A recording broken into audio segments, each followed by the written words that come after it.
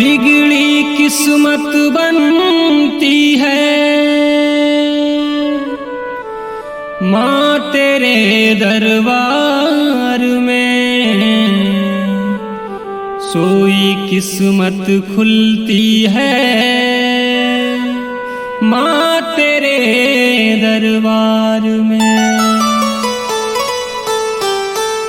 तेरे दर सा ठिकाना और नहीं, तेरे दर सा ठिकाना और नहीं। देख आया जमाना मिला ना कहीं, देख आया जमाना मिला ना कहीं। तेरे दर सा ठिकाना और नहीं, तेरे दर सा ठिकाना और नहीं।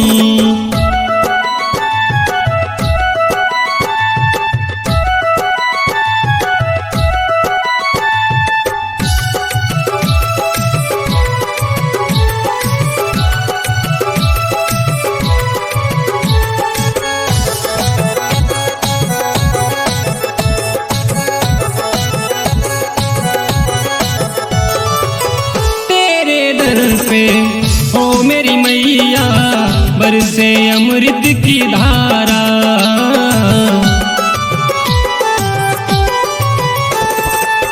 राजा हो या रंग सभी आते हैं तेरे द्वारा, माँ आते हैं तेरे द्वारा। सबको देती दुलारी ये है बात सही, सबको देती दुलारी ये है बात सही। तेरे दर सा ठिकाना और नहीं, तेरे दर सा ठिकाना और नहीं।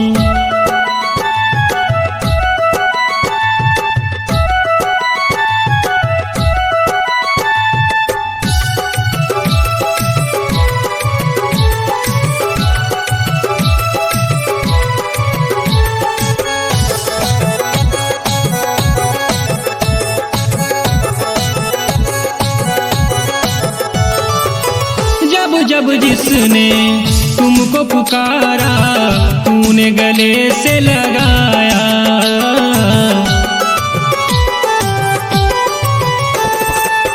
हर भूले भटके राही को प्यार की राह दिखाया, माँ प्यार की राह दिखाया। मैया शेरा वाली सबकी करती भली, मैया शेरा वाली सबकी करती भली। तेरे दर सा ठिकाना और नहीं, तेरे दर सा ठिकाना और नहीं।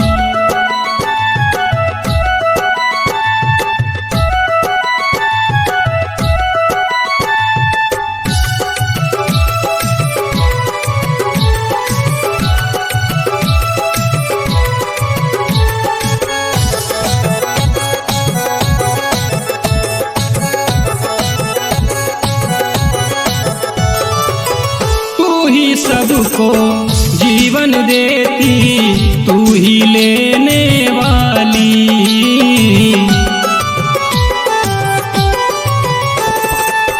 हर कष्टों को हर दुखों को तू ही हरने वाली, तू ही हरने वाली।